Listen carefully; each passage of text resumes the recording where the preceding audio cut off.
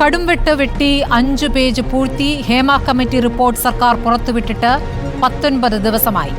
റിപ്പോർട്ടിന്റെ കരുത്തിൽ പഴയ കഥകളേറെ പുറത്തുവന്നു. വിഗ്രഹങ്ങൾ ഉടഞ്ഞു, കേസുകളെടുത്തു, കോടതിയിലെത്തി. അപ്പോഴും സർക്കാർ അവിടെ തന്നെ നിൽക്കുകയാണ്. ചോദിച്ചാൽ കോൺക്ലേവ് ഉണ്ടെന്ന മുനയൊടിഞ്ഞ മറുപടി മാത്രം. തമിഴിലും തെലുങ്കിലും ഇന്നിപ്പോൾ കന്നഡയിലും ഹേമ കമ്മിറ്റിയുടെ അനുരണനങ്ങൾ ഉണ്ടായി. എന്നിട്ടും എവിടെയും തൊടാതെ, ആരെയും തൊടാതെ വഴുക്കിപ്പോകാമെന്ന സർക്കാർ ചിന്തകൾക്ക് മുകളിലേക്കാണ് ഇന്ന് കോടതി തീരുമാനം ഇടുത്തി പോലെ വീണത്. പ്രത്യേക ഡിവിഷൻ ബെഞ്ച് രൂപീകരിച്ച് കോടതിയുടെ വഴിക്ക് നീങ്ങുകയാണ്.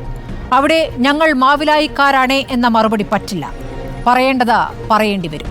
മുകേഷിന് മുൻകൂർ ജാമ്യത്തിൽ കോടതി ഒരു തീരുമാനം പറയുമെന്ന് തോന്നിയതുകൊണ്ടോ മനസ്സിലായതുകൊണ്ടോ സിനിമാ നയരൂപീകരണ സമിതിയിൽ നിന്നും ഒഴിവാക്കിയ ഉത്തരവ് ഇന്നിറങ്ങി. സർക്കാരിന് പൊള്ളിത്തുടങ്ങിയോ എന്നതാണ് ചോദ്യം.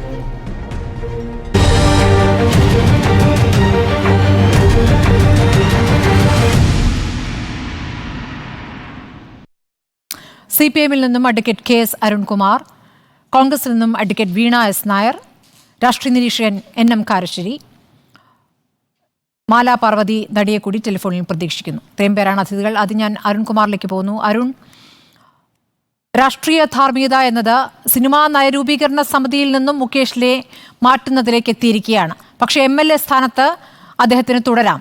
ഈ ധാർമ്മികതയെ എങ്ങനെയാണ് പാർട്ടി വിശദീകരിക്കുന്നത്? ഇവിടെ ചില ആരോപണങ്ങൾ ഉയർന്നു വന്നു.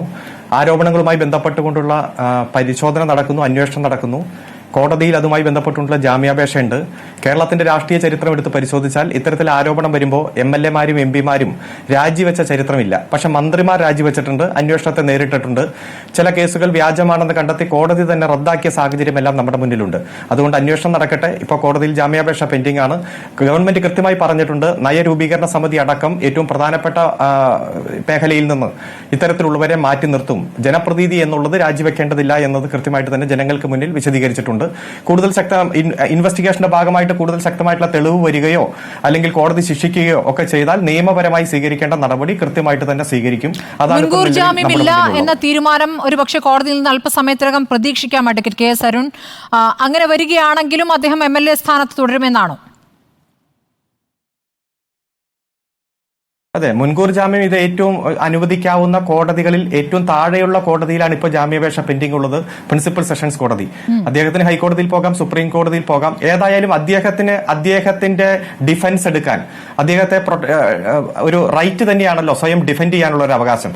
അത് അദ്ദേഹത്തിന് തുടരാം. ഇപ്പോൾ തീരുമാനിച്ചിരിക്കുന്നത് ഒരു ജനപ്രതിനിധി എന്ന രൂപത്തിൽ അദ്ദേഹം രാജിവെക്കേണ്ടതില്ല. അദ്ദേഹത്തിന്റെ കേസ് ഡിഫെൻഡ് ചെയ്തോട്ടെ. അതുപോലെ അന്വേഷണം ശക്തമായിട്ട് നടക്കട്ടെ. ഏറ്റവും നിയമപരമായി കോടതിയെ സംബന്ധിച്ചിടത്തോളം ഇതുവരെയുള്ള അന്വേഷണം വസ്തുത മുൻകാലത്ത് അങ്ങനെ ഒരു കീഴ്വഴക്കമില്ല എന്നുള്ളതാണ് CPM-ന്റെ വാദം. പക്ഷേ CPM-ന്റെ വാദം അതാകുമ്പോൾ പൊളിറ്റ് ബ്യൂറോ അംഗം ബൃന്ദ കാരാട്ടിനും CPI-യുടെ കേന്ദ്ര നേതാവ് ആനി രാജയ്ക്കുമൊന്നും അത് മനസ്സിലാകുന്നുമില്ലല്ലോ. അഡ്വക്കേറ്റ് അരുൺകുമാർ, താങ്കളിലേക്ക് വരാം. അഡ്വക്കേറ്റ് വീണ S. നായർ, ഇപ്പോൾ നയരൂപീകരണ സമിതിയിൽ നിന്നും, സിനിമാ നയരൂപീകരണ സമിതിയിൽ നിന്നും മുകേഷിനെ മാറ്റിക്കൊണ്ടുള്ള തീരുമാനം അല്പം മുമ്പ് വൈകിട്ടാണ് ആ തീരുമാനം ഉണ്ടായിരിക്കുന്നത്. ഇന്ന് തന്നെയാണ് മുകേഷിന്റെ മുൻകൂർ ജാമ്യത്തിന്മേൽ കോടതി തീരുമാനമെടുക്കുന്നത്. ആ നടപടികൾ ഇപ്പോൾ പുരോഗമിച്ചുകൊണ്ടിരിക്കുകയാണ്. വാദം പൂർത്തിയായിരിക്കുന്നു, വിധിക്ക് കാത്തിരിക്കുകയാണ്. ഇന്നേ ദിവസം തന്നെ ആ നടപടി ഉണ്ടായിരിക്കും. നയരൂപീകരണ സമിതിയിൽ നിന്ന് മാറ്റി നിർത്തിക്കൊണ്ടുള്ള തീരുമാനം. കേട്ടല്ലോ അരുൺകുമാർ പറഞ്ഞത്. ഈ MLA സ്ഥാനത്തിൽ നിന്നും മാറ്റിക്കൊണ്ടുള്ള ഒരു രീതി ഇതിനു മുമ്പുണ്ടായിട്ടില്ല. നിങ്ങളുടെ MLA-മാരുടെ കാര്യം പറഞ്ഞുകൊണ്ടാണ് അതിനെ CPM ആവർത്തിച്ച് പ്രതിരോധിച്ചിട്ടുള്ളത്. എൽദോസ് കുന്നപ്പള്ളിയുടെ കാര്യവും M. വിൻസെന്റിന്റെ കാര്യവും. എന്താണ് ഈ ഘട്ടത്തിൽ പറയാനുള്ളത്?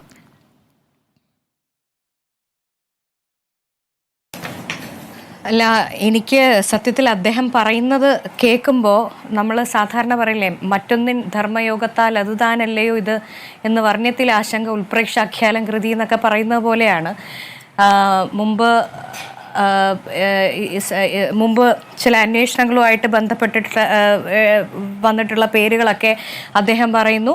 കോൺഗ്രസിൻ്റെ 2 MLA-മാരുടെ കാര്യം പറയുന്നു. പക്ഷേ ശ്രീ KS അരുൺകുമാറിനോട് എനിക്ക് വളരെ വിനയത്തോടുകൂടി പറയാനുള്ളത്, അതിൽ നിന്നൊക്കെ വ്യത്യസ്തമായൊരു സാഹചര്യമാണ് ശ്രീ മുകേഷിൻ്റെ കേസുമായി ബന്ധപ്പെട്ട് വന്നിട്ടുള്ളതെന്നാണ് നമ്മൾ മനസ്സിലാക്കുന്നത്. കാരണം ഒന്നിലധികം സ്ത്രീകൾ അദ്ദേഹത്തിൽ നിന്നുണ്ടായിട്ടുള്ള ദുരനുഭവങ്ങളെക്കുറിച്ച് മാധ്യമങ്ങളുടെ മുന്നിലൊക്കെ വന്ന് പറയുന്നത് നമ്മൾ കേട്ടതാണ്. മറിച്ച് കോൺഗ്രസിൻ്റെ MLA-മാരുടെ കാര്യത്തിൽ കോൺഗ്രസ് അവർക്കെതിരെ അച്ചടക്ക നടപടി എടുത്തിട്ടുണ്ട്. അവരെ ആരെയും പ്രതിരോധിക്കാനായിട്ട് നമ്മുടെ വാർഡ് പ്രസിഡന്റ് മുതൽ KPCC പ്രസിഡന്റ് വരെയുള്ളവരെ ഇറങ്ങി തിരിച്ചിട്ടില്ല. പിന്നെ നഗരസഭയിലെ പ്രതിപക്ഷ നേതാവ് മുതൽ സംസ്ഥാന പ്രതിപക്ഷ നേതാവ് വരെ അവരെ അനുകൂലിച്ച് നിന്നിട്ടില്ല. മാത്രമല്ല ശ്രീ M. വിൻസെന്റ് 2 ആഴ്ച ജയിലിൽ കിടക്കുകയും ചെയ്തു. ഇങ്ങനെയൊക്കെയാണ് അവരെ സംബന്ധിച്ചിടത്തോളം ഉള്ള സാഹചര്യം. പക്ഷെ മുകേഷിന്റെ കേസിലാണെങ്കിലോ ഒന്നിലധികം സ്ത്രീകൾ വന്ന് അദ്ദേഹത്തിൽ നിന്നുണ്ടായിട്ടുള്ള തിക്ത അനുഭവങ്ങളെക്കുറിച്ച് പറയുകയാണ്. അവരൊക്കെ അതിനകത്ത് ഉറച്ചു നിൽക്കുകയും ചെയ്യുകയാണ്. 2, ഈ ധാർമ്മികതയെക്കുറിച്ച് അദ്ദേഹം പറയുന്നു. ഇന്ന് ഈ ജാമ്യത്തിൻ്റെ കേസ് പരിഗണിക്കപ്പെടുന്ന ദിവസമാണെന്നുള്ളത് നമുക്കറിയാം.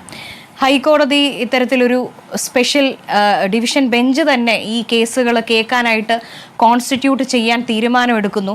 ഇതെല്ലാം കൂടെ ചേർത്ത് വെച്ച് വായിക്കുമ്പോൾ സർക്കാർ ഒരു വല്ലാത്ത പരിഭ്രമത്തിലാണോ, എന്താണ് സർക്കാരിന് സംഭവിക്കുന്നതെന്ന് മനസ്സിലായി. കാരണം ഇന്നത്തെ ദിവസം വരെ വൈകിട്ട് വരെ എടുത്തു ഈ നയരൂപീകരണ സമിതിയിൽ നിന്ന് മുകേഷിൻ്റെ പേര് മാറ്റി നിർത്തുന്നു അല്ലെങ്കിൽ നിർത്തി എന്നൊരു തീരുമാനത്തിലേക്ക് CPM എത്താനായിട്ട്. അതിൽ തന്നെയില്ലേ അവരുടെ കാപട്യം എത്രത്തോളമാണ് എന്നുള്ളത്. എന്ത് സംഭവിച്ചാലും, അതായത് സർക്കാരിന് ഇനി എത്ര ചീത്തപ്പേര് വന്നു കഴിഞ്ഞാലും ഒരു വുമണൈസർ എന്ന്, കാരണം 1 or 2 സ്ത്രീകളല്ല അതിലധികം, ഇനി എനിക്ക് തോന്നുന്നു അദ്ദേഹത്തിൻ്റെ കേസുകൾ പഠിക്കാൻ തന്നെ ഒരു സ്പെഷ്യൽ ഇൻവെസ്റ്റിഗേഷൻ ടീമിനെ സർക്കാരിന് കോൺസ്റ്റിറ്റ്യൂട്ട് ചെയ്യേണ്ടി വരും എന്നാണ് ഞാൻ കരുതുന്നത്. കാരണം അത്രയധികം സ്ത്രീകൾ അദ്ദേഹത്തിനെതിരെ ദുരനുഭവങ്ങളുടെ കഥയുമായിട്ട് നമ്മുടെയൊക്കെ മുമ്പിൽ വന്നിട്ടുണ്ട്. അപ്പോൾ അങ്ങനെയുള്ള ഒരാളെ, ആദ്യ ഭാര്യ മുതൽ അദ്ദേഹത്തിൽ നിന്ന് തിക്ത അനുഭവങ്ങൾ ഉണ്ടായിട്ടുള്ള സ്ത്രീകൾ വരെ എത്രയോ പേര് വെളിപ്പെടുത്തൽ നടത്തിയ ഒരാളെ സംരക്ഷിക്കാൻ വേണ്ടിയിട്ട് സർക്കാരിൻ്റെ സ്ത്രീപക്ഷ നിലപാടൊക്കെ പോയാലും, അല്ലെങ്കിൽ സർക്കാരിൻ്റെ സ്ത്രീകൾക്ക് സർക്കാരിനോടുള്ള മതിപ്പ് പോയാലും വേണ്ടില്ല, ഞങ്ങൾ മുകേഷിനെ സംരക്ഷിക്കും എന്നുള്ള ഒരു മാനസികാവസ്ഥയിലാണ് ഈ സർക്കാർ മുന്നോട്ട് പോയിക്കൊണ്ടിരിക്കുന്നത്. എന്താണ് ഈ ധാർമ്മികത? ഞാൻ ചോദിക്കുന്നത്, കേരളത്തിലെ ഇന്ത്യയിലെ തന്നെ ഇടതുപക്ഷത്തിൻ്റെ സ്ത്രീ മുഖങ്ങളായിട്ടുള്ള ആനി രാജയുണ്ട്, ബൃന്ദ കാരാട്ടുണ്ട്. ഇവരെ പോലും ഈ സർക്കാരിൻ്റെ തീരുമാനങ്ങളിലെ ധാർമ്മികത ബോധ്യപ്പെടുത്താൻ പറ്റാത്ത ഒരു സർക്കാരാണോ കേരളത്തിലെ മറ്റ് സ്ത്രീകളോട് ഇതിന്റെ ധാർമ്മികതയെക്കുറിച്ച് പറഞ്ഞ് പഠിപ്പിക്കാൻ പോകുന്നത്? പക്ഷേ കഴിഞ്ഞ 2-3 ദിവസമായിട്ട് നമ്മൾ ചർച്ച ചെയ്തുകൊണ്ടിരിക്കുന്നത്, ചോദിക്കുമ്പോൾ നിങ്ങളുടെ 2 MLA-മാർക്ക് നേരെ വിരൽ ചൂണ്ടുമ്പോൾ എന്താണ് മറുപടി? അല്ല, നമ്മുടെ 2 MLA-മാരുടെ കേസിൽ ഞാൻ പറഞ്ഞല്ലോ, ഒരാൾ 2 ആഴ്ച ജയിലിൽ കിടന്ന്, അത് ഈ പിണറായിയുടെ പോലീസ് തന്നെയാണ് അദ്ദേഹത്തെ പിടിച്ച് ജയിലിലിടുന്നത്. അപ്പോൾ എൻ്റെ വാദം എന്ന് വെച്ചാൽ കഴിഞ്ഞ 2 ദിവസമായിട്ട് കേരളത്തിലെ ഇടതുപക്ഷത്തിന്റെ ഒരു MLA ജനങ്ങളുടെ മധ്യത്തിൽ വന്ന്, മാധ്യമങ്ങൾക്ക് മുമ്പിൽ വന്ന് ഒരു ഒരു ഒരു ഒരു നിങ്ങൾ ജയിലിൽ കിടക്കാൻ പോയിട്ട് അദ്ദേഹത്തിനെ ഒരു പ്രതിയാകാനുള്ള സാഹചര്യം പോലും ഇല്ലാതെ പ്രതിരോധിച്ചുകൊണ്ടിരിക്കുകയല്ലേ, അദ്ദേഹത്തിന് വേണ്ടി യുദ്ധം നയിച്ചുകൊണ്ടിരിക്കുകയല്ലേ ഈ സംസ്ഥാനത്തെ സർക്കാർ തന്നെ. കഴിഞ്ഞ 2-3 ദിവസമായിട്ട് കേരളത്തിലെ ഇടതുപക്ഷത്തിന്റെ ഒരു MLA തന്നെ വന്ന് ഏതാണ്ട് ഒരു അധോലോക സംഘം പോലുള്ള ഒരു സംവിധാനമാണ് മുഖ്യമന്ത്രിയുടെ ഓഫീസ് ഇപ്പം നടത്തിക്കൊണ്ടു പോകുന്നത്. അവിടെ സ്വർണ്ണക്കടത്ത്, കള്ളക്കടത്ത്, സ്വർണം പൊട്ടിക്കൽ, കൊലപാതകം അടക്കമുള്ള കാര്യങ്ങൾ നടക്കുന്നുണ്ട് എന്ന് പറയുമ്പോൾ അതിൽ ആരോപണ വിധേയരായിട്ടുള്ളവരെ മാറ്റി നിർത്താൻ പോലും സാധിക്കാത്ത വിധം നമ്മുടെ മുഖ്യമന്ത്രി അദ്ദേഹത്തോട് ചേർന്ന് നിന്നൊരു കവചം തീർക്കുന്ന കാഴ്ച നമ്മൾ കണ്ടു. ഇങ്ങനെയുള്ള ഒരു സംഘത്തിൽ നിന്നാണോ നിങ്ങൾ സ്ത്രീകൾക്ക് നീതി ഈ സംസ്ഥാനത്ത് പ്രതീക്ഷിക്കുന്നത്? കൊലപാതകം ചെയ്തു എന്ന് പറയുന്നു, സ്വർണ്ണക്കടത്ത് നടത്തി എന്ന് പറയുന്നു. അങ്ങനെയൊക്കെയുള്ള അത്രയും മോശപ്പെട്ട ഒരു അധോലോക സമാനമായ സംഘം എങ്ങനെയാണ് കേരളത്തിലെ സ്ത്രീകൾക്ക്, ഈ ആരോപണമൊക്കെ ഉന്നയിച്ച് പുറത്തു വന്ന സ്ത്രീകൾക്കൊക്കെ കൃത്യമായി സർക്കാർ കൂടെ നിന്ന് അവർക്ക് നീതി നടപ്പിലാക്കി കിട്ടുമെന്നുള്ള പ്രതീക്ഷ ഏതായാലും കേരളത്തിലെ ഒരു സ്ത്രീ, കാരണം കഴിഞ്ഞ വണ്ടിപ്പെരിയാറും വാളയാറും അടക്കമുള്ള കാര്യങ്ങളൊക്കെ നമ്മൾ കണ്ടുകൊണ്ടിരിക്കുന്നതാണ്. അതിൽ തന്നെ അന്വേഷണവുമായിട്ട് വടക്കാഞ്ചേരി കേസിലൊക്കെ അന്വേഷണം അട്ടിമറിച്ചു എന്ന് പറഞ്ഞ ചില ലേഡി ഓഫീസേഴ്സ്, IPS ഓഫീസേഴ്സ് അടക്കം ഇവർ കോൺസ്റ്റിറ്റ്യൂട്ട് ചെയ്തിട്ടുള്ള അന്വേഷണ വിങ്ങിനകത്ത് ഉണ്ട്. എങ്ങനെയാണ് ഇവിടെ നീതി നടപ്പിലാക്കപ്പെടാൻ പോകുന്നത്? അതുകൊണ്ട് സർക്കാരിന്റെ ധാർമ്മികതയെ കുറിച്ചൊന്നും ഇവിടുത്തെ കേരളത്തിലെ സ്ത്രീ സമൂഹത്തെ പഠിപ്പിക്കാൻ മാലാ പാർവതി ടെലിഫോൺ ലൈനിലുണ്ട്. ശ്രീമതി മാലാ പാർവതി, ഇപ്പോൾ മുകേഷിനെ സിനിമാ നയരൂപീകരണ സമിതിയിൽ നിന്ന് മാറ്റിയിരിക്കുന്നു. അങ്ങനെ മാറ്റുമെന്നുള്ള തീരുമാനം കഴിഞ്ഞ ദിവസം തന്നെ പാർട്ടി സെക്രട്ടറി പറഞ്ഞിട്ടുള്ളതാണ്. പക്ഷേ MLA സ്ഥാനത്ത് അദ്ദേഹത്തിന് തുടരാം. ധാർമ്മികതയുടെ പേരിൽ രാജിവെക്കാം, പക്ഷേ ധാർമ്മികതയുടെ പേരിൽ തിരിച്ചു വരുന്ന സംവിധാനം ഇതുവരെ ഒരുങ്ങിയിട്ടില്ല എന്നാണ് പാർട്ടി സെക്രട്ടറി അതിന് പറഞ്ഞിട്ടുള്ള ഒരു ന്യായം. ഇപ്പോൾ മുകേഷിനെ നയരൂപീകരണ സമിതിയിൽ നിന്ന് മാറ്റിയതിനെ കുറിച്ച് മാലാ പാർവതിയുടെ ആദ്യ അഭിപ്രായം എന്താണ്? സിനിമ ഒരു മാറ്റത്തിന്റെ ഒരു ഘട്ടത്തിലൂടെ കടന്നുപോയിക്കൊണ്ടിരിക്കുകയാണ് സ്മൃതി. ഹേമ കമ്മിറ്റിയുടെ അലയൊലികൾ, ഹേമ കമ്മിറ്റി വരുത്തിയ ഒരു റിപ്പർക്കഷൻസ് നമ്മൾ വിചാരിക്കുന്നതിനും എത്രയോ മുകളിലാണ്. ഇന്നലെ ലക്ഷ്മി രാമകൃഷ്ണന്റെ നീസ് നമ്മുടെ മലയാളത്തില് പ്രശസ്തമായ 3 ചിത്രങ്ങളിലും തമിഴിലെ ആദ്യത്തെ പടം തമിഴിലുമാണ്. ആ കുട്ടിയുടെ ജീവിതത്തിൽ ആദ്യമായി ഉണ്ടായ ഫസ്റ്റ് തമിഴ് സിനിമയിൽ ഉണ്ടായ ഒരു ദുരനുഭവം ആ കുട്ടി പറയുന്നുണ്ട്. സിനിമയിലേക്ക് ഒരു മെരുക്കിയെടുക്കലിന്റെ ഭാഗവും കൂടിയായിട്ടുള്ള ഒരു റിലേഷൻഷിപ്പ്. ആ പെൺകുട്ടിയുടെ അനുഭവം നമുക്ക് പഴയ ശോഭയിൽ കാണാം. അങ്ങനെ എത്രയോ ആർട്ടിസ്റ്റുകളിൽ നമുക്കത് കാണാൻ പറ്റും. എനിക്കൊരു സമുദ്രം വന്ന് എന്നെ വിഴുങ്ങിയതുപോലെയാണ് ഞാൻ 1 മണിക്കൂർ ഇന്റർവ്യൂ കണ്ടത്. കാരണം ആ കുട്ടി പറയുന്നത് ഹേമ കമ്മിറ്റി കണ്ടപ്പോൾ റിലീഫ് ഉണ്ടായി. അത് വായിച്ചത് കൊണ്ടാണ് എനിക്കിത് വന്ന് സംസാരിക്കാൻ പറ്റുന്നത്. ഇപ്പൊ ആ കുട്ടിക്ക് 50 വയസ്സ്. എത്രയോ വർഷം മുമ്പ് നടന്ന ഒരു കാര്യം. And she's A mental health professional. ഈ വളരെ PhD ഉള്ള കുട്ടിയാണ്. ട്രീറ്റ്മെന്റിലൂടെ കടന്നു പോയിട്ടുള്ളതാണ്. എന്നിട്ടും അതിന് ഇത്രയും വർഷം ഒരു ഹേമ കമ്മിറ്റി വേണ്ടി വന്നു അതിന് വന്ന് പറയാനായിട്ട്. അപ്പൊ ഇത് നമ്മൾ ഈ വിപ്ലവമായി നമ്മൾ കാണുന്ന രാഷ്ട്രീയ തർക്കമല്ലേ, അവരെ മാറ്റി നിർത്തും ഇവരെ മാറ്റി നിർത്തും, ഇതിനെല്ലാം ഉപരിയായിട്ട് എത്രയോ സർവൈവേഴ്സ് അവർ ഹീലിംഗ് പ്രോസസ്സിലൂടെ കടന്നു പോയിക്കൊണ്ടിരിക്കുകയാണ്. അതിന്റെ ആഴം വളരെ വലുതാണ്. ഇത് ഈ തരത്തിലുള്ള ഒരു ഹീലിംഗ് സംഭവിക്കുന്ന സമയത്ത് തീർച്ചയായിട്ടും സമൂഹത്തിന് മാറ്റം വരാതിരിക്കാൻ സാധിക്കില്ല. സമൂഹം മാറിയേ മതിയാവുള്ളൂ. അപ്പോൾ ഈ നമ്മളിപ്പോ പറഞ്ഞുകൊണ്ടിരിക്കുന്നതൊക്കെ അതിന്റെ ഉപരിപ്ലവമായ കാര്യമാണ്. അവർ മാറി നിൽക്കും. ഇപ്പൊ AK ശശീന്ദ്രന്റെ വിഷയം വന്നു, അദ്ദേഹം മന്ത്രിസ്ഥാനത്ത് മാറുന്നു. ആ സമയത്ത് അദ്ദേഹം MLA സ്ഥാനം മാറിയോ എന്ന് എനിക്ക് ഓർമ്മയില്ല. അപ്പൊ അദ്ദേഹത്തിന് ഡിഫൻസ് വെക്കാൻ പറ്റുമെന്ന് പറയുന്നു. അദ്ദേഹം ഡിഫൻസ് വെക്കുകയോ വെക്കാതിരിക്കുകയോ ചെയ്യട്ടെ. കാരണം ഇത് പിന്നെ ചില കാര്യങ്ങൾ അദ്ദേഹം പറഞ്ഞു ഞാൻ അങ്ങനെ ചെയ്തിട്ടുണ്ടോ എന്ന് എനിക്ക് 26 വർഷം എനിക്ക് ഓർമ്മയില്ല. പക്ഷേ സർവൈവേഴ്സിനെല്ലാം ഓർമ്മയുണ്ടാവും. അവരനുഭവിക്കുന്ന തീക്ഷ്ണമായ, നമ്മൾ ബഹുമാനിക്കുന്ന ഒരാള്, നമ്മൾ കണ്ടീഷൻഡാണ് ഇവരെയൊക്കെ നല്ലതായിട്ട് പെരുമാറണം, അവരൊക്കെ അവരെ നമ്മൾ തിണക്കാൻ പാടില്ല. അപ്പൊ ആ സമയത്ത് അവരുടെ ഭാഗത്തുനിന്ന് വരുന്ന ഒരു നെഗറ്റീവായിട്ടുള്ള ഒരു നോട്ടം, ഒരു വേറെ തരത്തിലുള്ള വിളി, ഇത് നമുക്ക് ഒരു സർവൈവർ എന്നുള്ള നിലയ്ക്ക്, ഒരു സ്ത്രീ എന്നുള്ള നിലയ്ക്ക് അവർക്ക് മറക്കാൻ പറ്റില്ല. പുരുഷന്മാരത് പെട്ടെന്ന് മറന്നുപോയിട്ട് അവരവരുടെ ജീവിതം പെട്ടെന്ന് സ്പീഡിൽ അങ്ങനെ നടത്തിക്കൊണ്ടുപോകും. ഒരു കുഴപ്പമില്ല. അതിനെന്താ ഒരു കോമഡി ആയിരുന്നു, ഒരു കോമഡി ടൈം ആണ്. പക്ഷെ സ്ത്രീകൾക്ക് അങ്ങനെയല്ല. അപ്പൊ ഇത് ഈ മാറ്റങ്ങൾ, ഈ മാറി നിൽക്കലുകളും എല്ലാം അനിവാര്യമായി സംഭവിക്കും എന്നാണ് ഞാൻ വിശ്വസിക്കുന്നത്. ഇപ്പൊ ഫെഫ്ക അങ്ങനെ ഒരു തീരുമാനം എടുക്കുന്നതിന്റെ പിന്നിൽ അതിന് തീർച്ചയായിട്ടും ഇപ്പോൾ നടന്നുകൊണ്ടിരിക്കുന്ന മാധ്യമങ്ങളുടെ ഭാഗത്തു നിന്നും സ്ത്രീകളുടെ ഭാഗത്തു നിന്നും അല്ലെങ്കിൽ WCCയുടെ ഭാഗത്തു നിന്നും എല്ലാം നടന്നുകൊണ്ടിരിക്കുന്ന വലിയ ഒരു മാറ്റത്തിന്റെ അലയൊലി അവരിലേക്കും എത്തി എന്നുള്ളതാണ്.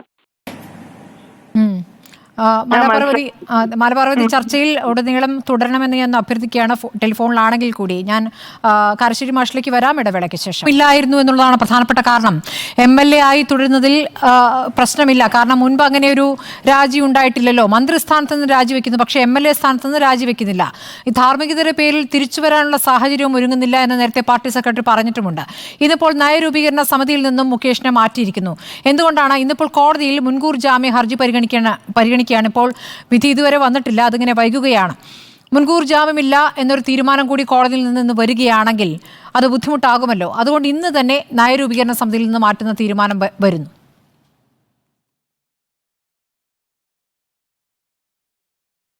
സ്മൃതി, മുകേഷിൻ്റെ കാര്യം ചർച്ച ചെയ്തതിന് മുൻപേ നമ്മൾ ഈ ഒരു സാഹചര്യത്തിൽ ചർച്ച ചെയ്യേണ്ട പേര് KB ഗണേഷ് കുമാറിൻ്റേതാണ്. അദ്ദേഹം മന്ത്രിയാണല്ലോ. അദ്ദേഹത്തെപ്പറ്റി അദ്ദേഹം ഇതിനു മുമ്പ് മന്ത്രിയായ സമയത്ത് എന്തൊക്കെ ഉണ്ടായി എന്ന് എനിക്കിപ്പോൾ വിളിച്ചു പറയാൻ പറ്റുന്നില്ല. കാരണം ഈ പ്രോഗ്രാം ചില ഗൃഹസദസ്സുകളിൽ അച്ഛനും അമ്മയും മക്കളും മരുമക്കളും ഒന്നിച്ചിരുന്ന് കാണുമല്ലോ എന്ന് വിചാരിച്ചിട്ട് അത്ര നാണം കെട്ട രീതിയിൽ അദ്ദേഹത്തിൻ്റെ അവിഹിത വീഴ്ചകളുടെ പേരിൽ ശിക്ഷിക്കപ്പെട്ട ഒരാളാണ്. വല്ല പ്രശ്നമുണ്ടായോ? അദ്ദേഹത്തിനെതിരായിട്ട് ആദ്യം സംസാരിച്ച അദ്ദേഹത്തിൻ്റെ അച്ഛനാണ്, അറിയപ്പെടുന്ന രാഷ്ട്രീയ നേതാവും മുൻ മന്ത്രിയും ഒക്കെ ആയിട്ടുള്ള ബാലകൃഷ്ണപിള്ള. പിന്നീട് അദ്ദേഹത്തിനെതിരായി സംസാരിച്ച ഒരാൾ അദ്ദേഹത്തിൻ്റെ ആദ്യ പത്നി യാമിനിയാണ്. അതിൻ്റെയൊക്കെ വീഡിയോ ഇപ്പോഴും ഓടിക്കൊണ്ടിരിക്കുകയാണല്ലോ. പിന്നെ ആരൊക്കെ എന്തൊക്കെ പറഞ്ഞു. ഇപ്പോൾ മുകേഷിൻ്റെ കാര്യം, അദ്ദേഹത്തിന് ടിക്കറ്റേ കൊടുക്കാൻ പാടില്ലായിരുന്നു. ധാർമ്മികതയെപ്പറ്റിയാണ് സ്മൃതി ചോദിക്കുന്നതെങ്കിൽ മുകേഷിൻ്റെ സ്വഭാവം എന്താണ്, സ്ത്രീകളുള്ള അദ്ദേഹത്തിൻ്റെ പെരുമാറ്റം എന്താണ് എന്ന് അറിയുന്ന ഏതെങ്കിലും ഒരു പാർട്ടിയോ മുന്നണിയോ അദ്ദേഹത്തിന് ടിക്കറ്റ് കൊടുക്കില്ല. കാരണം അദ്ദേഹത്തിൻ്റെ ആദ്യ ഭാര്യ പ്രസിദ്ധ നടി സരിത അത് വെളിപ്പെടുത്തിയതാണ്. പിന്നെ ഇവിടുത്തെ കേരളത്തിലെ മീറ്റു ക്യാമ്പയിൻ തുടങ്ങുമ്പോൾ ആദ്യം വന്ന പേരുകളിലൊന്ന് മുകേഷിൻ്റെതാണ്. അദ്ദേഹം അന്ന് തമാശയായിട്ട് എനിക്കതൊന്നും ഓർമ്മയില്ല എന്ന് പറഞ്ഞു. അദ്ദേഹത്തിന് ടിക്കറ്റ് കൊടുത്തില്ലേ? ആരെ ഒഴിവാക്കിയിട്ട്? ഗുരുദാസനെ പോലെ വലിയൊരു നേതാവിനെ ഒഴിവാക്കിയിട്ടാണ് കൊല്ലത്ത് അദ്ദേഹത്തിന് ടിക്കറ്റ് കൊടുത്തത്. അദ്ദേഹം ജയിച്ചു, രണ്ടാമതും അദ്ദേഹം ജയിച്ചു. അത് കഴിഞ്ഞിട്ട് പ്രേമേന്ദ്രനെ പോലെ വലിയൊരു നേതാവിനെതിരായിട്ട് കൊല്ലത്ത് ലോക്സഭാ മണ്ഡലത്തിൽ മുകേഷിനെ നിർത്തി. മുകേഷ് ഒരു രാഷ്ട്രീയ പ്രവർത്തകനല്ല. മുകേഷിന് ഇവിടുത്തെ തൊഴിലാളി വർഗത്തോടുള്ള ബന്ധം എന്താണ് എന്ന് അദ്ദേഹം കഴിഞ്ഞ ഈ 2 തവണ കൊണ്ട് തെളിയിച്ച ഒരാളാണ്. കൊല്ലത്തെ പാർട്ടിയുമായിട്ടുള്ള ബന്ധവും പാർട്ടിക്ക് ജയിക്കാൻ പാർട്ടിയുമായിട്ടുള്ള ബന്ധവും പ്രശ്നത്തിലാണ് കാരശ്ശേരി മാഷേ. അവിടെ പാർട്ടിയും എതിർക്കുകയാണ്, ജില്ലാ ഘടകത്തിനും എതിർപ്പാണ്. അതെ, അല്ല സ്മൃതി, ഞാൻ പറയുന്നത് നമ്മളൊക്കെ ബഹുമാനിക്കുന്ന ഒരു അച്ഛൻ്റെ മകനാണ് അദ്ദേഹം. അദ്ദേഹം വലിയ നടനായിരുന്നു, പാർട്ടിയുടെ അങ്ങനെയൊക്കെ പലതും ഉണ്ടാവും. പക്ഷേ അതൊക്കെ അദ്ദേഹത്തിന് ടിക്കറ്റ് കൊടുത്തതേ തെറ്റാണ്. കാരണം അതായത് ഒരു നിയമസഭാ മണ്ഡലത്തിലേക്ക് ടിക്കറ്റ് കൊടുക്കാനുള്ള യാതൊരു അർഹതയും ഇല്ലാത്ത അളവിൽ ജനങ്ങളോടോ സ്ത്രീകളോടോ ഭാര്യയോടോ ഒന്നും യാതൊരു ബഹുമാനമില്ലാത്ത അദ്ദേഹത്തിൻ്റെ പെരുമാറ്റ രീതികളൊക്കെ കുപ്രസിദ്ധമാണ്. ആ കുപ്രസിദ്ധിയുടെ നടുവിലാണ് അദ്ദേഹത്തിന് ആദ്യം ടിക്കറ്റ് കൊടുക്കുന്നത്. അദ്ദേഹം ജയിക്കുന്നു, കാരണം പാർട്ടിക്ക് അവിടെ അത്ര സ്വാധീനമുണ്ട്. രണ്ടാമത് ജയിക്കുന്നു.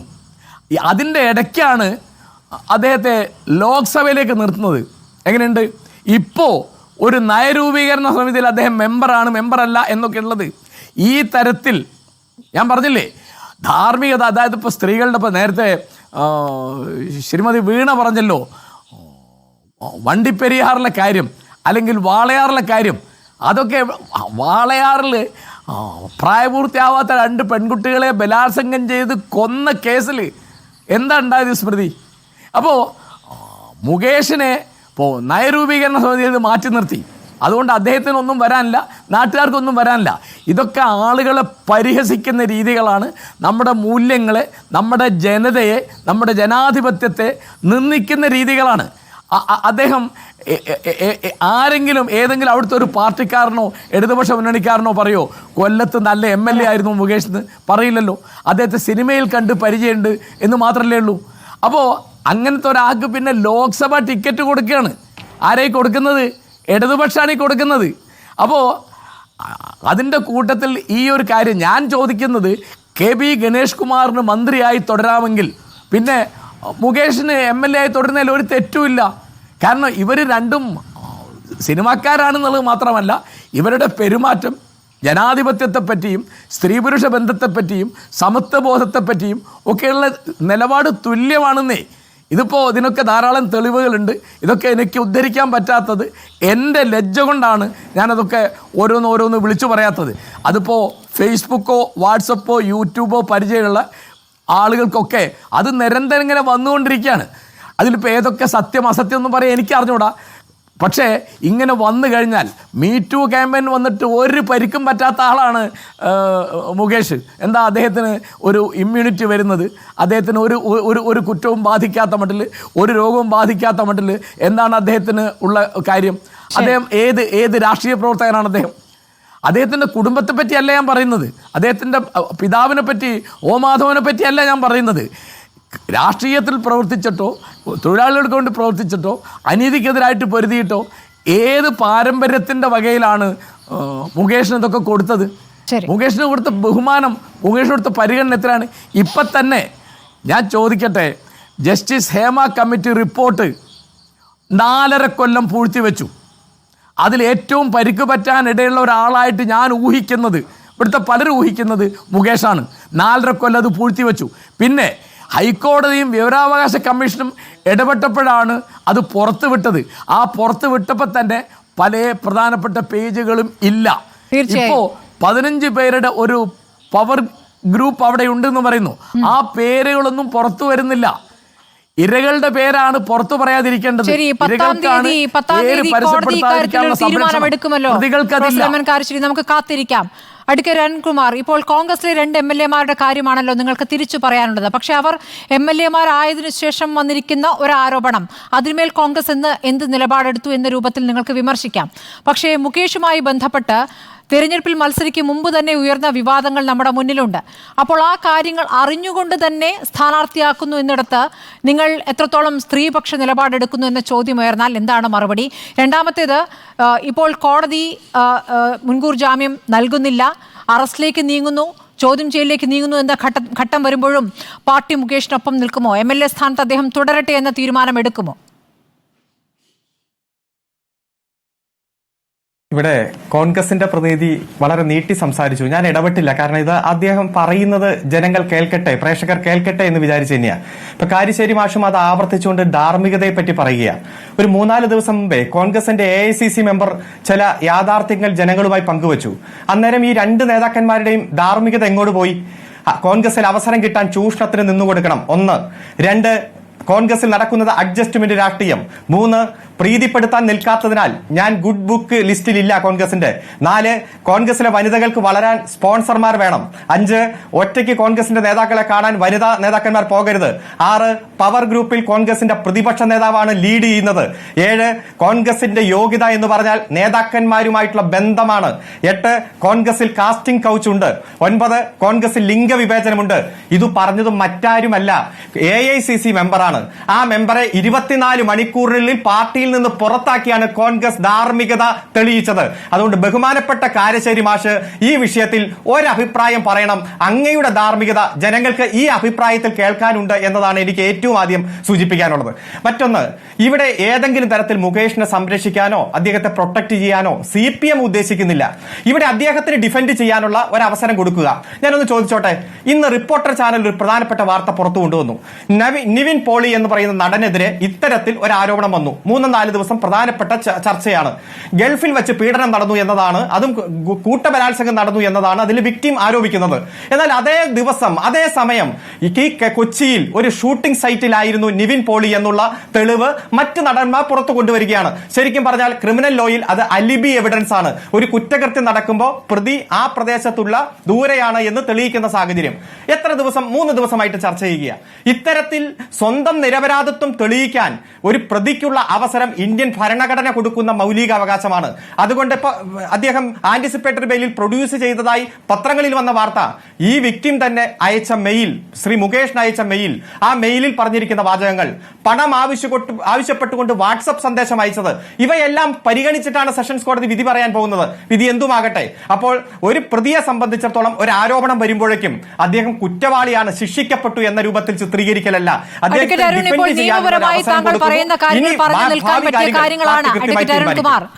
അരുൺകുമാറായിട്ട് അതിനെ ആ രൂപത്തിൽ അതിനെ വിശകലനം ചെയ്യാം. ഞാൻ ചോദിച്ചത് ധാർമ്മികതയുടെ വശമാണ്.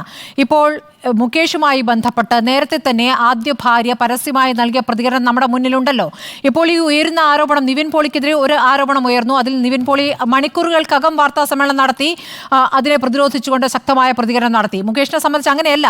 മുകേഷിനെ സംബന്ധിച്ച ഈ ഒരു നടി വന്ന് പുറത്ത് പറഞ്ഞ കാര്യം, അതിനു മുമ്പ് തന്നെ വേറെ ഒരു പ്രതികരണം മീ ടു ക്യാമ്പയിൻ്റെ സമയത്ത് വേറെ ഒരു വെളിപ്പെടുത്തൽ ഉണ്ടായിട്ടുണ്ടല്ലോ. ആ ഘട്ടത്തിലും അവരെ അറിയില്ല എന്നാണ് പറഞ്ഞത്. ഞാൻ കോടീശ്വരൻ എന്ന പരിപാടിയുമായി ബന്ധപ്പെട്ടാണല്ലോ ആ ആരോപണം ഉയർന്നത്. അതൊന്ന് പരിശോധിക്കാവുന്നതേ ഉള്ളൂ. അത് അവിടെ നിൽക്കുന്നു. രണ്ടാമത്തെ കാര്യമാണ് ഈ നടിയുടെ ആരോപണം. ഈ ആരോപണം ഉയർന്ന ഘട്ടത്തിൽ ആദ്യം എന്താണ് മുകേഷ് പറഞ്ഞത്? എനിക്ക് അവരെ അറിയേയില്ല എന്നല്ലേ ആദ്യ ദിവസം പറഞ്ഞത്? എനിക്കറിയേയില്ല എന്ന് പറഞ്ഞു. അടുത്ത ദിവസമായപ്പോഴേക്കും എന്താണ് പറയുന്നത്? എൻ്റെ കയ്യിൽ തെളിവുകളുണ്ട്, എന്നെ ഭീഷണിപ്പെടുത്തിയിട്ടുണ്ട്, എൻ്റെ അടുത്തുനിന്ന് പണം തട്ടാനുള്ള ബ്ലാക്ക് മെയിലിംഗ് നടത്തിയിട്ടുണ്ട്. അപ്പോൾ ബ്ലാക്ക് മെയിലിംഗ് നടത്താവുന്ന എന്തോ ഒന്ന് അവിടെ സംഭവിച്ചിട്ടുണ്ടല്ലോ. അപ്പോൾ മാറ്റി മാറ്റി പറയുന്ന ഈ MLAക്ക് വേണ്ടി നിങ്ങൾ ഇങ്ങനെ ഘോരഘോരം പറയുന്നത് നിങ്ങൾക്ക് കറയുണ്ടാക്കും എന്നതിലപ്പുറം മറ്റൊന്നും ഉണ്ടാക്കാൻ പോകുന്നില്ല. അരുൺ, ഒറ്റ കാര്യം, ഇപ്പോ 2016 അദ്ദേഹം തെരഞ്ഞെടുപ്പിൽ മത്സരിച്ചു, വിജയിച്ചു. 5 വർഷം കഴിഞ്ഞ് വീണ്ടും തെരഞ്ഞെടുപ്പിൽ വിജയിച്ചു. അദ്ദേഹത്തെ ജനങ്ങൾ തെരഞ്ഞെടുത്ത് രണ്ടാമതും MLA ആക്കി. ഇപ്പോൾ ആരോപണങ്ങൾ വന്നു, നേരത്തെയുള്ള വെളിപ്പെടുത്തലുണ്ട് എന്ന് മറ്റു പൊതുസമൂഹത്തിലുണ്ട്. ഇത് തെളിയിക്കുകയോ തെളിയിക്കാതിരിക്കുകയോ കോടതിയുടെ മുന്നിൽ നിൽക്കുന്ന വിഷയമാണ്. ഞങ്ങളെ സംബന്ധിച്ചിടത്തോളം ആജീവനാന്തം അദ്ദേഹത്തെ പ്രൊട്ടക്ട് ചെയ്യുന്നൊന്നും ഞങ്ങൾ പറഞ്ഞിട്ടില്ല. കേരളത്തെ സംബന്ധിച്ചിടത്തോളം അല്ലെങ്കിൽ രാജ്യത്തെ സംബന്ധിച്ചിടത്തോളം ഒരു ജനപ്രതിനിധിക്കെതിരെ ആരോപണം വരുമ്പോൾ തന്നെ ഒരു MLA സ്ഥാനം MP സ്ഥാനം രാജിവെച്ചാൽ ഈ ആരോപണം കള്ളമാണെന്ന് തെളിയിക്കപ്പെട്ടാൽ പിന്നെ അദ്ദേഹം അതിന്റെ ആ പദവി തിരിച്ചു കിട്ടുന്ന സാഹചര്യമില്ല. ഇപ്പൊ ജോസ് ചത്തറ്റയിൽ അന്ന് മന്ത്രിസ്ഥാനം രാജിവെച്ചു, MLA സ്ഥാനം കൂടി രാജിവെച്ചിരുന്നെങ്കിൽ 1 മാസത്തിനുള്ളിൽ ഹൈക്കോടതി പറഞ്ഞല്ലോ ഈ കേസ് കള്ളമാണ് എന്ന് പറഞ്ഞ് വ്യാജമാണെന്ന് പറഞ്ഞ് റദ്ദ് ചെയ്തു. അതുമായി ബന്ധപ്പെട്ടുള്ള വീഡിയോ ഓഡിയോ സന്ദേശങ്ങൾ ഇപ്പോഴും പ്രചരിക്കുന്നുണ്ടല്ലോ. അതിലെ വിക്ടിം പറയുന്നതും ആരൊക്കെയാണ് അതിലേക്ക് നയിച്ചതെന്നും ആരൊക്കെയാണ് പണം തരാമെന്ന് പറഞ്ഞുള്ള ആരോപണം. അതുകൊണ്ട് ഞങ്ങൾ ആരെയും വെള്ളപൂശാൻ ഇറങ്ങിയിരിക്കുന്നതല്ല. ഇവിടെ CPM-നെ സംബന്ധിച്ചൊരു നയമുണ്ട്. ഇവിടെ ചില ആരോപണങ്ങൾ ഉന്നയിച്ചല്ലോ, ഇവിടെ ഡിലേ വരുത്തി ചില പേജുകൾ പുറത്തുവിട്ടില്ല. ഞങ്ങൾ കൃത്യമായി 5 ചോദ്യങ്ങൾ പൊതുസമൂഹത്തിൽ പറയുന്നുണ്ട്. 1, കമ്മീഷന് പകരം കമ്മിറ്റിയെ വെച്ചത് എന്തുകൊണ്ട് എന്ന് പറഞ്ഞ് നുണ പ്രചരിപ്പിക്കുന്നുണ്ട്.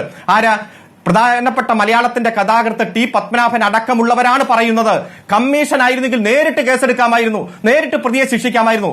പൊട്ടത്തെറ്റ്, കള്ളമാണ്. കമ്മിറ്റിയെ വെച്ച് കൃത്യമായി ടേംസ് ഓഫ് റെഫറൻസ് വെച്ച് അതിന്റെ റിപ്പോർട്ട് കിട്ടിയിട്ടുണ്ട്.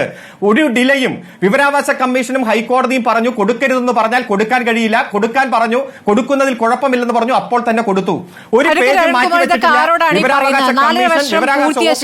എങ്ങനെയാണ് വിവരാവകാശ കമ്മീഷൻ എടുത്ത് എത്ര തവണ വന്ന ശേഷമാണ് വിവരാവകാശ കമ്മീഷൻ അതിൽ വളരെ കടുത്ത നിലപാടെടുത്ത ശേഷമല്ലേ ഈ റിപ്പോർട്ട് കൊടുത്തത് തന്നെ? ഇതൊക്കെ നമ്മൾ കണ്ടതും ചർച്ച ചെയ്തതുമല്ലേ? ഇനിയും എന്തിനാണ് ആ വാദങ്ങൾ പിന്നെയും ഉയർത്തുന്നത് അരുൺ? അല്ല, ഈ കമ്മിറ്റി വെക്കാൻ അറിയുന്ന ഗവൺമെന്റിന്, ആ കമ്മിറ്റിയുടെ റിപ്പോർട്ട് എന്തൊക്കെ പരിശോധിക്കണമെന്ന് പറയുന്ന ഗവൺമെന്റിന്, ടേംസ് ഓഫ് റെഫറൻസ് നിശ്ചയിക്കുന്ന ഗവൺമെന്റിന് അതിന്റെ തുടർ നടപടി എടുക്കാൻ ഒരു മടിയുമില്ല. നിങ്ങൾ പറഞ്ഞിട്ടല്ലോ 13 മാസം മുമ്പ്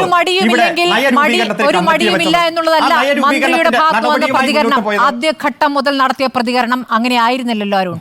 ഓരോ തവണയും ഈ റിപ്പോർട്ട് വേണമെന്നാവശ്യപ്പെട്ട് ആദ്യം വകുപ്പിനെയല്ലേ മാധ്യമപ്രവർത്തകർ സമീപിച്ചത്, തരാൻ പറ്റില്ല എന്ന് പറഞ്ഞു. പിന്നീട് വിവരാവകാശ കമ്മീഷനെ സമീപിക്കുമ്പോഴും വിവരാവകാശ കമ്മീഷൻ സർക്കാരിനെ സമീപിക്കുമ്പോൾ സർക്കാർ വിവരാവകാശ കമ്മീഷനും കൃത്യമായി മുഴുവൻ വിവരങ്ങൾ കൊടുത്തിട്ടില്ല. ഇതൊക്കെ നമ്മൾ കണ്ട കാര്യമാണ്. തിരിച്ചെത്താം. വീണയ്ക്ക് മറുപടി നൽകാം. അതിനുശേഷം എനിക്ക് ഒന്ന് മാല പാർവതിയിലേക്ക് പോകാം.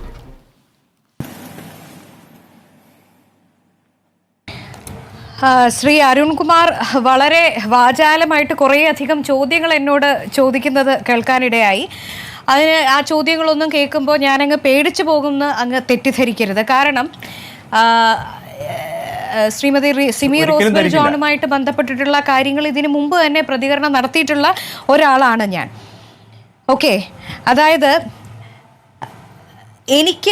ഞാൻ ഒരു പാർട്ടി പ്രവർത്തകയാണ്, എനിക്ക് മെറിറ്റ് ഉണ്ട് എന്ന് ഞാൻ വാദിക്കുന്നതിൽ തെറ്റില്ല.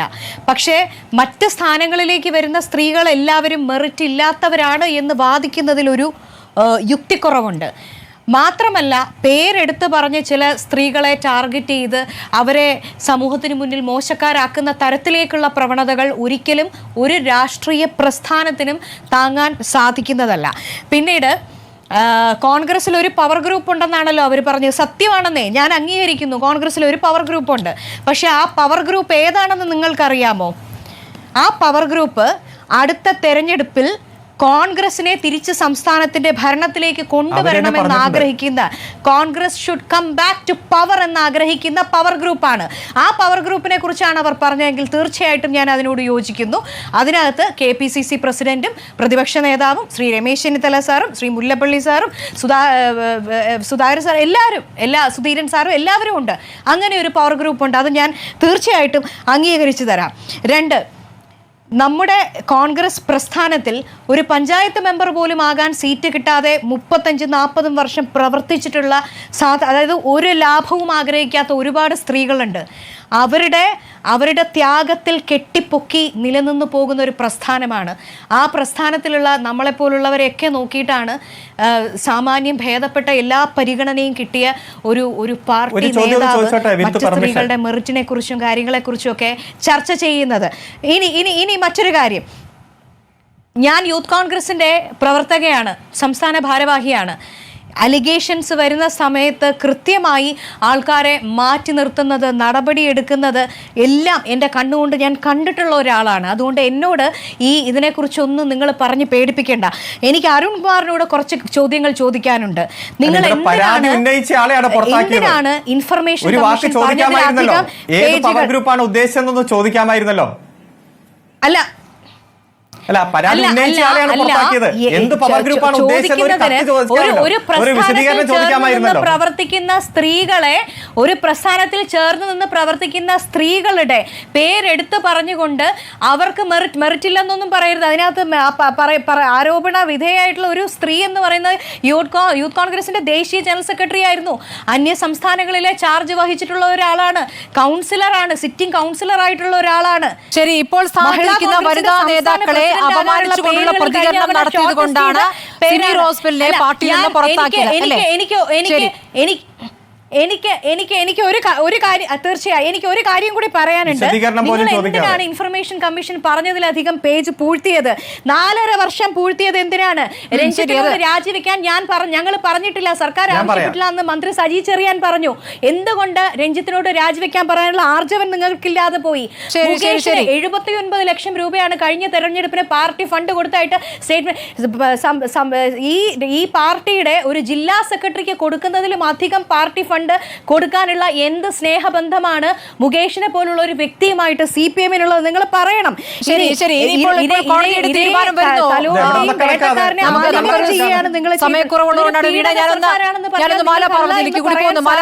ഇപ്പോൾ ഇവിടെ ഹേമ കമ്മിറ്റിയുടെ ചുവട് പിടിച്ച് തമിഴ്നാട്ടിലതാ അവിടെ സിനിമാ താരസംഘടനയാണ് കേട്ടോ, താരസംഘടന നടികർ സംഘമാണ് വനിതകൾക്കായി ഒരു കമ്മിറ്റി രൂപീകരിച്ചിരിക്കുന്നത്. അതുകൂടാതെ ഇപ്പോൾ കർണാടകയിലെ സിനിമാ മേഖലയിൽ നിന്നും കന്നഡത്തിലും അങ്ങനെ ഒരു കമ്മിറ്റി വേണമെന്ന ആവശ്യം ഉയർത്തിക്കൊണ്ട് മുഖ്യമന്ത്രിയെ കണ്ട് നിവേദനം നൽകിയിരിക്കുകയാണ് അവിടുത്തെ സിനിമാ താരങ്ങൾ. അപ്പോൾ എല്ലായിടത്തും ഈ തരത്തിൽ ചൂഷണം നടക്കുന്ന എല്ലാ മേഖലയിലും സമാനമായ കമ്മിറ്റി വേണമെന്ന ഒരു ആവശ്യം ഉന്നയിക്കപ്പെടുകയാണ്. ഈ ഒരു മാറ്റത്തെ, ഈ ഒരു ആവശ്യത്തെ എങ്ങനെയാണ് മാലാ പാർവതി കാണുന്നത്? വളരെ നല്ല കാര്യമാണ് സ്മൃതി. ഞാൻ മുമ്പേ ഒരു കാര്യം പറഞ്ഞുകൊണ്ട് എനിക്ക് സ്മൃതിയോട് ഭയങ്കര ബഹുമാനമാണ്. ഞാൻ പിന്നെ ഈ രാഷ്ട്രീയമായിട്ട് ഈ വിഷയത്തെ കൊണ്ടുവന്ന ചർച്ചകളിൽ എന്നെ വിളിക്കരുത്. രാഷ്ട്രീയം ചോദിക്കുന്നില്ലല്ലോ. ചോദിക്കുന്നില്ല അല്ലേ? ഞാൻ പറഞ്ഞത് എന്ന് വെച്ചാൽ എനിക്ക് ഭയങ്കര സങ്കടമുണ്ട് ഇത് കേൾക്കുമ്പോൾ. കാരണം എന്താ വെച്ചാൽ ഇതിന്റെ ഷിഫ്റ്റ് ഉണ്ടല്ലോ. നമ്മൾ കുറച്ചൊരു സ്ത്രീ വന്ന് പരാതി പറഞ്ഞു ഉടനെ അവരെ ഷെയിം ചെയ്ത് അവരെ ഇവിടുന്ന് പുറത്താക്കി അവരെ ഓടിക്കുന്നു എന്ന് പറയുമ്പോൾ വിപ്ലവം അല്ല പ്രതിവിപ്ലവം നടക്കും. ഇവളന്മാരെല്ലാം കൂടെ കുറെ എണ്ണം ഇറങ്ങിയിട്ടുണ്ട്, കുറെ കഥയും കൊണ്ട് അവരൊക്കെ വൻ ഫ്രോഡ. ഇങ്ങനെ ഒരു പെട്ടെന്നൊരു പാനിക് സമൂഹത്തിൽ വരും. ഷിഫ്റ്റ് പോകേണ്ടത് നമ്മളുടെ പേരന്റിങ്ങിലേക്കാണ്. എന്തുകൊണ്ടാണ് പെൺകുട്ടികൾക്ക് ഇങ്ങനെ ട്രാപ്പുകൾ സംഭവിക്കുന്നത്? അവർ മാനസികമായിട്ട് അവരുടെ ബ്രെയിൻ എന്തുകൊണ്ട് ഫ്രീസ് ആവുന്നു? ഒരാളെ പ്ലീസ് ചെയ്യാൻ വേണ്ടി ഒരു ആണ് വന്നിട്ട് എനിക്ക് നിന്നെ ഇഷ്ടമാണെന്ന് പറയുമ്പോഴത്തേക്ക് അത് റെസിസ്റ്റ് ചെയ്യാൻ പറ്റാത്ത മാനസികമായി നമ്മൾ എങ്ങനെയാണ് അവരെ വളർത്തിയിരിക്കുന്നത്? അവരുടെ കുട്ടിക്കാലം മുതലേ നീ നന്നായിരിക്കണം, നീ പിന്നെ നമ്മളുടെ ഒരു ഇൻറ്റ്യൂട്ടീവായിട്ടുള്ള ചില കാര്യങ്ങളുണ്ട് കൊച്ചു കുട്ടികൾക്ക് തന്നെ. നമുക്ക് അവരെ കാണുമ്പോൾ നമ്മൾ അടുക്ക അപ്പൊ നമ്മൾ അമ്മാവന അല്ല ഇന്നാരാ, അവരുടെ അടുത്ത് പോകണം, അവര് പറയുന്നത് കേൾക്കണം, അവര് പറയുന്നത് അനുസരിക്കണം, അവരുടെ കാലത്തോട്ട് വേണം. ഇങ്ങനെ നമ്മൾ പഠിപ്പിച്ചിട്ട് കുട്ടികൾക്ക് എല്ലാവരും വളരെ നമ്മളോട് ഭയങ്കര ബഹുമാനമായിട്ടിരിക്കണം. ഇത് പവർ പൊസിഷൻസ് കൂടുന്തോറും ഇവർക്കൊരു അടിമത്ത മനോഭാവം ഞാനടക്കമുള്ള എല്ലാ സ്ത്രീകളിലും ഉണ്ടാവുന്നു. അപ്പൊ അത് ആക്ടിങ്ങിന് പോകുമ്പോൾ വലിയ ആൾക്കാര്, അല്ലെങ്കിൽ ഞാൻ സമാഗതി റിപ്പോർട്ടിന്റെ ഭാഗമായിരുന്നിട്ടുണ്ട്. നിങ്ങളത് ഗൗരവമായിട്ട് എടുത്തിട്ടില്ല, ഗവൺമെന്റ് അത് നടപ്പിലാക്കിയിട്ടില്ല. അവിടെ എഡ്യൂക്കേഷൻ ഡിപ്പാർട്ട്മെന്റ് സിമിലർ ആയിട്ടുള്ള അനുഭവങ്ങളാണ് അവിടെ ആ സമാഗതി റിപ്പോർട്ടിൽ നമ്മൾ പഠിച്ചത്. അവിടെ ആത്മഹത്യകൾ സംഭവിച്ചിട്ടുണ്ട്. ഈ ഗൈഡുമാരുടെ ഭീകര പരിപാടി, PhD അവരെ കൊണ്ട് പാത്രം കഴിയിപ്പിക്കുന്നത് തൊട്ട് ജോലി ചെയ്യിപ്പിക്കുന്ന തൊട്ട് അവരെ സെക്സ് ലീവ്സ് ആയിട്ട് വെച്ചേക്കുന്നത് തൊട്ട് ഒരുപാട് കാര്യങ്ങൾ അവിടെ നമ്മൾ കണ്ടിരുന്നു. അത് തന്നെ മൈൽഡായിട്ട് റിപ്പോർട്ട് കൊടുത്ത് അത് തന്നെ അവർ മൈൻഡ് ചെയ്തില്ല. അപ്പോ ഇത് നമ്മളിപ്പോ അന്വേഷിച്ച് എന്നാൽ രാഷ്ട്രീയത്തിലല്ല, സമസ്ത മേഖലകളിലും ഇത് കാണും, സിനിമയിലല്ല, എല്ലാത്തിലും.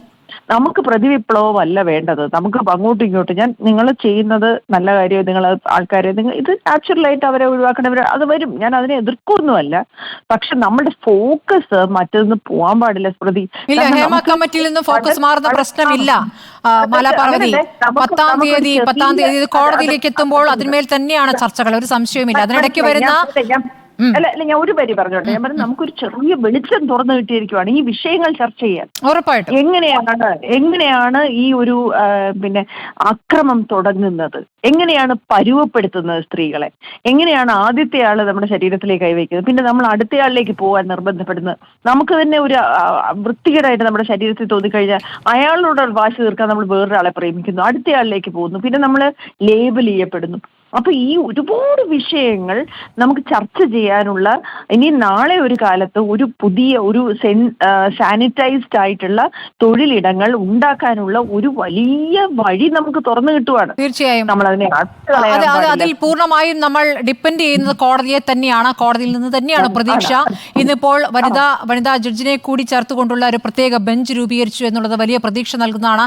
10-ാം തീയതി കോടതി അത് പരിഗണിക്കാനിരിക്കുന്നു. 9-ാം തീയതി തന്നെ മുഴുവൻ റിപ്പോർട്ടും, അതായത് നമ്മൾ കാണാത്ത വരികളടങ്ങിയ കാര്യങ്ങളടങ്ങിയ പൂർണ്ണമായ റിപ്പോർട്ട് ആ കോടതിയിലേക്ക് എത്തുകയാണ്. നമുക്ക് കാത്തിരിക്കാം. ഈ പ്രതീക്ഷയുടെ വെളിച്ചം അത് കുറച്ചുകൂടി വെളിച്ചം തരുന്നതാകട്ടെ. ഇത് കേരളത്തിൽ നിന്ന് മറ്റിടങ്ങളിലേക്കും അത് വ്യാപരിക്കട്ടെ എന്ന് പ്രതീക്ഷിച്ചുകൊണ്ട് നമുക്ക് ഈ ചർച്ച അവസാനിപ്പിക്കാം. വളരെ നന്ദി. Advocate KS Arunkumar. വേഗം പറയാമോ മാഷേ? വേഗം പറയാമോ മാഷേ? വേഗം പറഞ്ഞോളൂ. ഒരു മിനിറ്റ് കൊണ്ട് പറയാം. ബഹുമാനപ്പെട്ട അഡ്വക്കേറ്റ് അരുൺകുമാർ എന്നോട് ചോദിച്ചു, ഈ നിലപാട് കോൺഗ്രസ് എടുത്താൽ ഞാൻ അനുകൂലിക്കുമോ? ഞാൻ അനുകൂലിക്കുകയില്ല.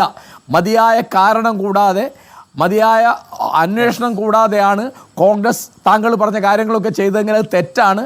അങ്ങനെ ബ്രിഭൂഷണിൻ്റെ കാര്യത്തിൽ BJP ചെയ്തപ്പോൾ തെറ്റാന്ന് പറഞ്ഞ ആളാണ് ഞാൻ.